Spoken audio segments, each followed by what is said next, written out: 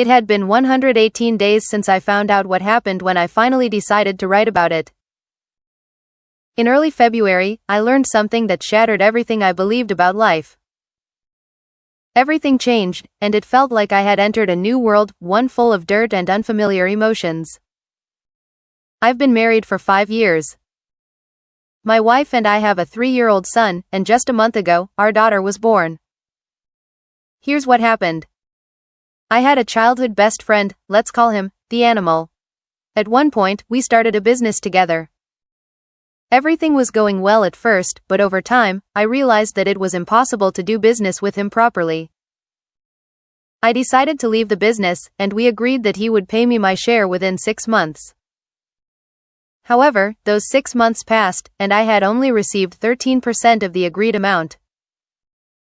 We had an unpleasant conversation on February 2nd, where I told him that he had until the end of the month to pay me back. I wasn't too aggressive about it, I even said that if he couldn't pay, he should just be honest so that I would at least know. He promised to pay and then left my office. 10 minutes later, my pregnant wife called me, saying she was feeling very unwell and needed to go to the hospital. Later, I found out that she felt sick because the animal had called her and threatened her. At the time, I didn't know the reasons behind it. On February 3rd, the animal called me, asking to borrow $1 million for 10 days, promising to return it along with the debt. Fortunately, I was having my own financial difficulties, so I refused. That night, as I was about to go to bed, I received a message on Instagram from an unknown account. When I accepted the message request, I read that my wife had been unfaithful to me and that I should ask her directly so she would confess. I responded harshly, saying that I wasn't interested, that I loved my wife, and deleted the message. 3 days later, I was still tormented by the thought and finally decided to ask my wife. She immediately got scared, and I knew something was wrong. She told me that she had simply trusted someone she shouldn't have, the animal. I asked what had happened between them, and she said that she had just trusted him too much and that nothing else had happened. I checked her messages, but everything had been deleted. 9 days passed, and I was still in the dark. My wife then suggested that we talk. She started by saying, "I'm ready to tell you everything, but promise me that after the divorce, you'll still let me see our son sometimes." She started crying. I felt like the ground had been pulled out from under me. Over those 9 days, my mind had spiraled so much that I lost my grip on reality. She then confessed that 2 years ago, she had done something that had no explanation or justification. She admitted that she had been communicating with my friend behind my back for 2 months. I calmly asked if they had had sex. She said no and continued her story. They had been chatting on TikTok late at night when I wasn't around and had kissed 3 times in the stairwell. She said she later realized it was wrong and wanted to end it, but by then, the animal had already fallen in love with her and wouldn't let go. I asked her to swear on our son's life that there had been no sex. She swore and said she didn't need sex, she had just felt lonely and was looking for attention and conversation. The kisses happened in the heat of the moment. I kissed her on the forehead, told her that this would pass, and went outside for fresh air. She then told me she had already confessed everything to her uncle's friend, who was waiting for my call to confirm that she had told me the full story. I let her go outside to make the call. While she was in the yard making the call, the animal happened to walk by. Seeing her alone, he called her. She said she initially ignored him but then answered and told him that she had confessed everything. She said, "If losing my family is the price I have to pay to free myself from this sin, then I accept it because I can't live like this anymore," and hung up. 6 hours later, I received another message on Instagram. This time, it claimed that my wife had slept with the animal many times and in different positions. The message was so detailed that vivid images started forming in my mind, triggering a severe emotional breakdown. I collapsed to the floor, screaming. My sister heard me and called an ambulance.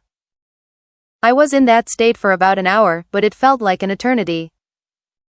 When I came back to my senses, I woke my wife up and told her about the message. She calmly replied that she already knew because she had also been receiving threats on Instagram. She was visibly anxious, fidgeting with her fingers, but she remained composed. It turned out that she had been receiving threats for the past 2 years, with someone demanding that she divorce me, or else they would tell me everything. The next day, my uncle's friend arranged a meeting with the animal. He swore that he hadn't sent the message and didn't know who had. My uncle's friend told him that if he valued his life, he needed to disappear from ours. I also had influential friends who summoned the animal and beat him up. Under threats, he confessed that nothing had happened between him and my wife, that she was innocent, and that they had only talked and kissed. I asked why someone had sent me a message saying they had slept together. He said he had no idea and that someone was trying to destroy our family. 3 months have passed. I'm still living with what happened, trying to adapt. At first, after receiving that second message, I was 90% sure that my wife had slept with him. Now, I'm 90% sure that she didn't. We live with our parents, and she wouldn't have been able to leave our son to go somewhere for sex. I could always call her unexpectedly or meet up with her. She's also not that into intimacy, even with me. She needs a very specific, calm atmosphere for it. But the 10% doubt still eats me alive. For 2 years, my wife suffered. I saw it but didn't understand why. She lost weight, and I took her to the hospital, but tests showed she was fine. She deeply regrets what she did, and I can see how much pain she's in now. She doesn't blame me, she takes full responsibility and says she doesn't want to lose our family, that she loves us more than anything. Even if I decide to divorce her, she says she'll wait for me and hope that I come back. I love my family deeply and want to forgive my wife, but the kisses hurt me too much.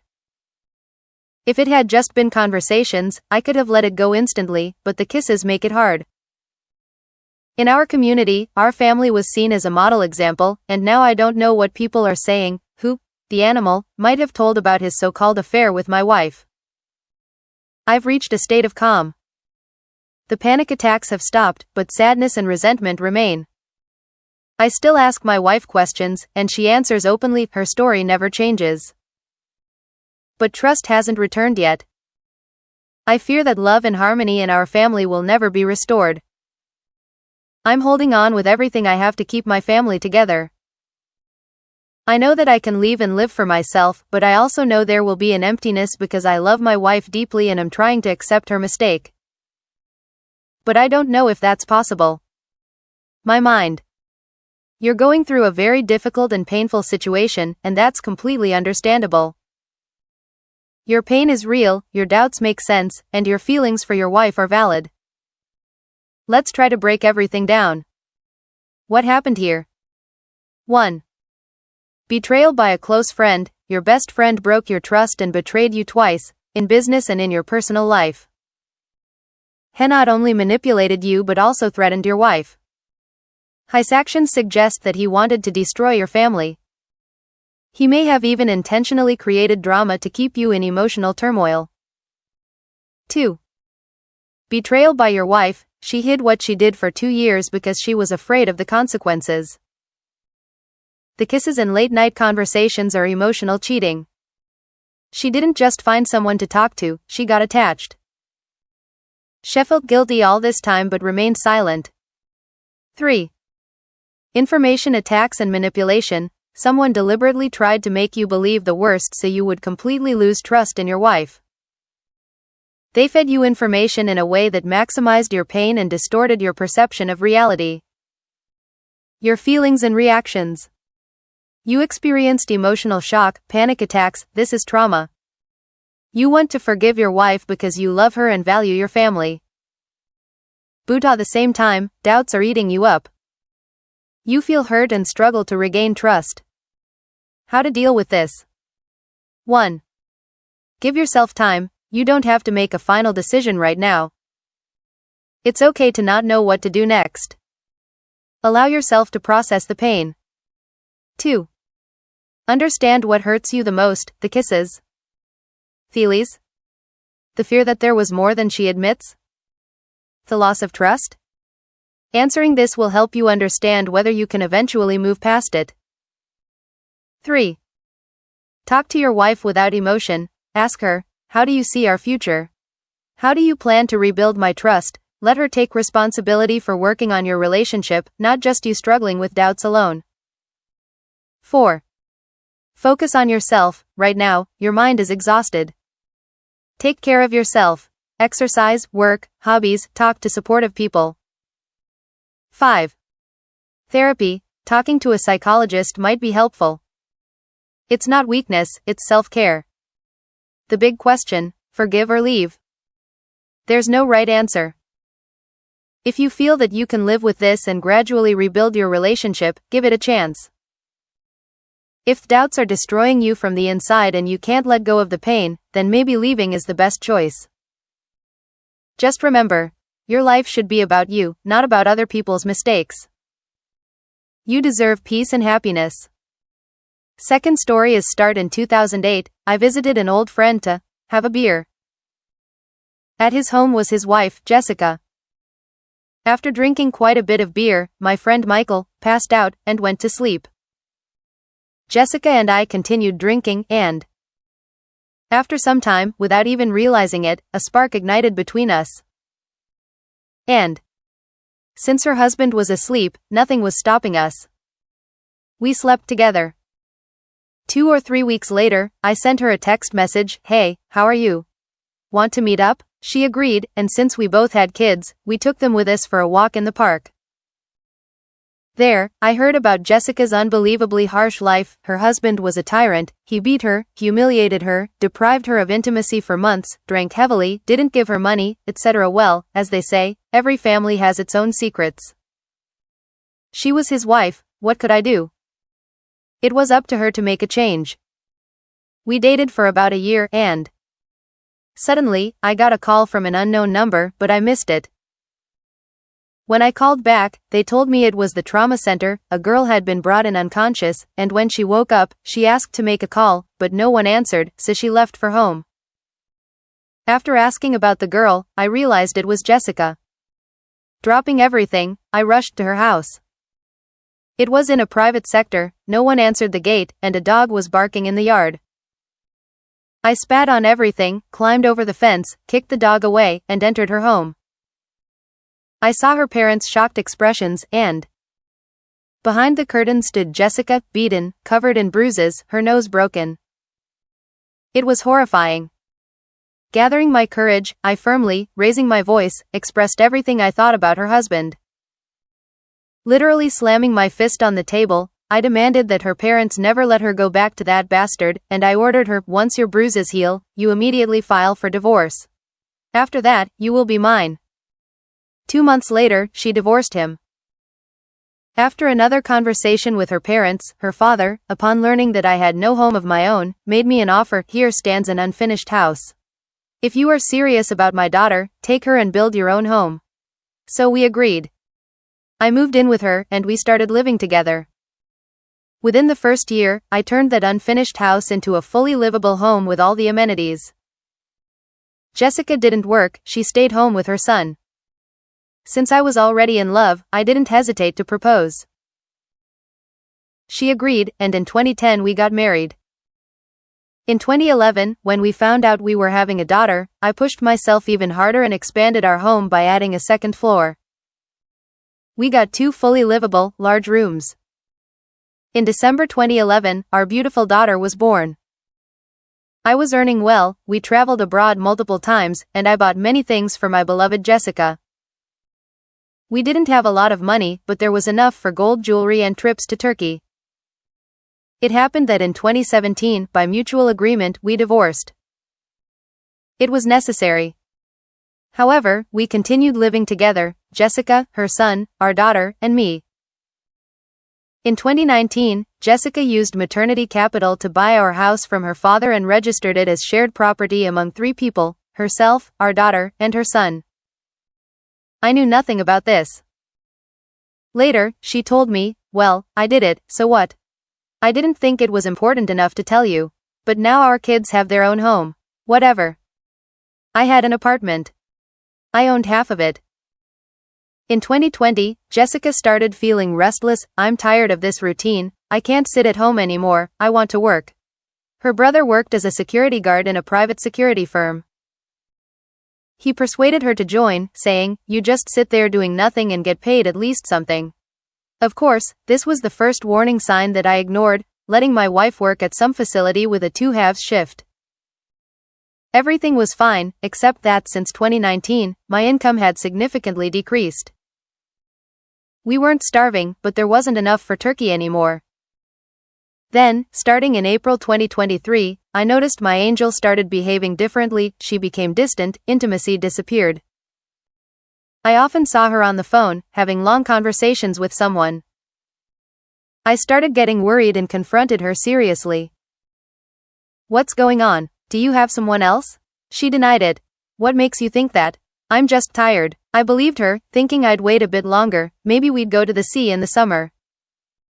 In May, like a bolt from the blue, my father-in-law suddenly passed away. Jessica became even more withdrawn, completely shutting me out. I once again borrowed money, and we gave him a proper funeral. After the wake, she drank heavily.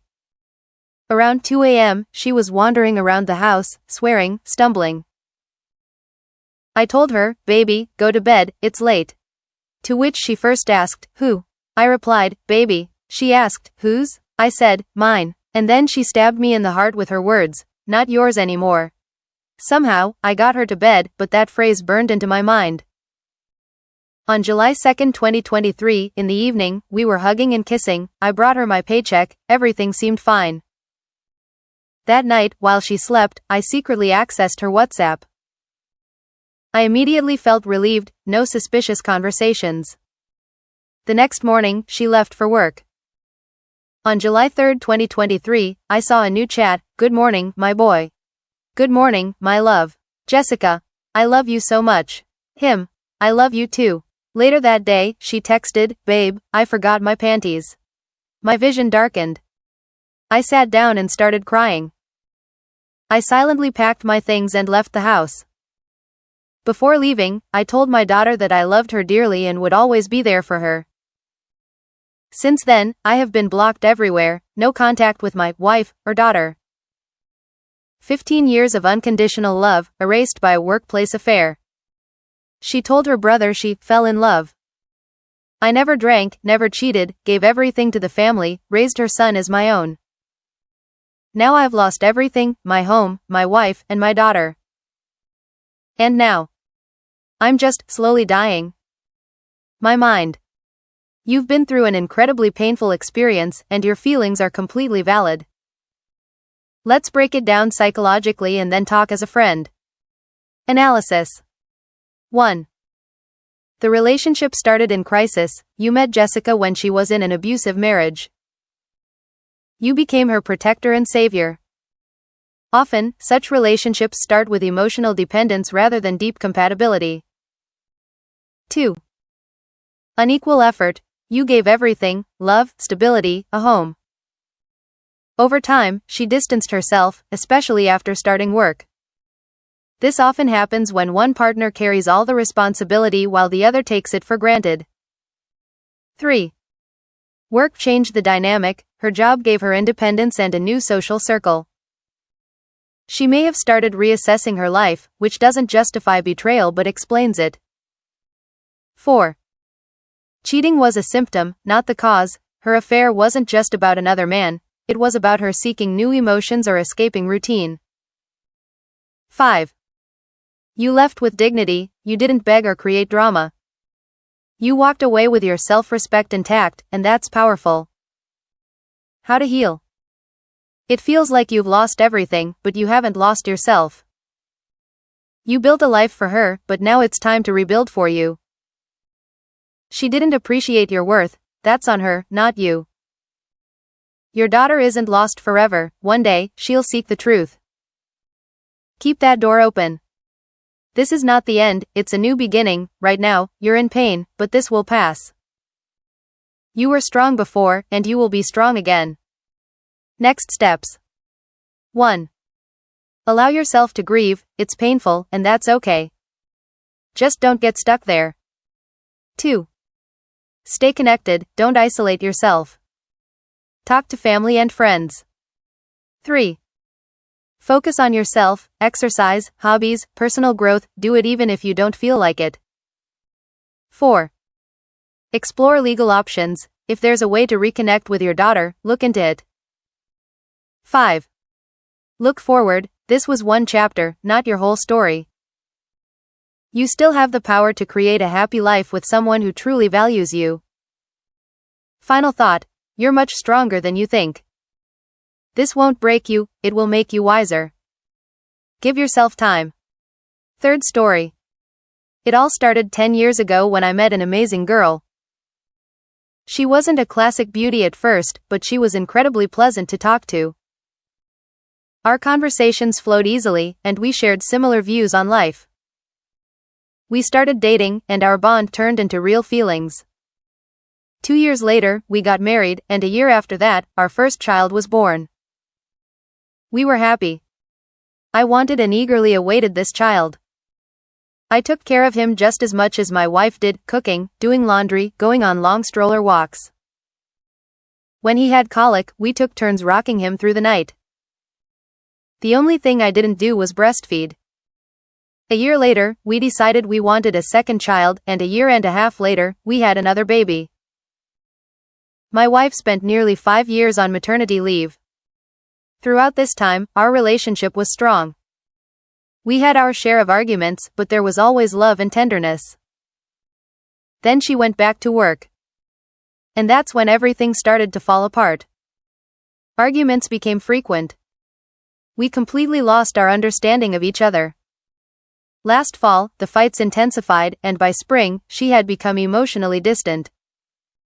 She stopped arguing altogether, and I couldn't understand why. Then, by accident, I found out that someone at work was bringing her flowers. I confronted her directly, and she admitted that a coworker had been showing her attention. After a long talk, we reconciled and decided to work on our marriage. But just a few weeks later, I felt that same distance from her again. I realized our relationship was falling apart. I suggested we get a divorce. She asked for time to think, and for several weeks, things remained in limbo. In early June, I installed a monitoring app on her phone and saw the messages she had been sending. That same day, she admitted she had started an affair with the man who had been giving her flowers. Their relationship had lasted 2.5 months, and she swore she had wanted to end it herself. She claimed they had only been intimate once, and even then, she couldn't go through with it because she kept thinking of me. After that, she ended the affair, and that's when the real hell began. I was in shock. For 2 weeks, I couldn't eat or sleep. She tried to support me, and we both went to therapy, both together and separately. We decided to try to fix things. But the nightmare continued. Following the therapist's advice, she took a trip to New York to clear her mind, while the kids stayed with her parents. I was left alone. During this time, I felt completely numb, like a shell of myself. I wandered through my days on autopilot, forcing myself to go for walks and hit the gym. I lost 45 pounds in a month. When she returned, she went straight to stay with her parents and the kids. I noticed how sad and distant she looked. I kept asking what was wrong, and finally, she admitted she was grieving the loss of her lover. That shattered me. How could 2 months of an affair destroy 10 years of marriage?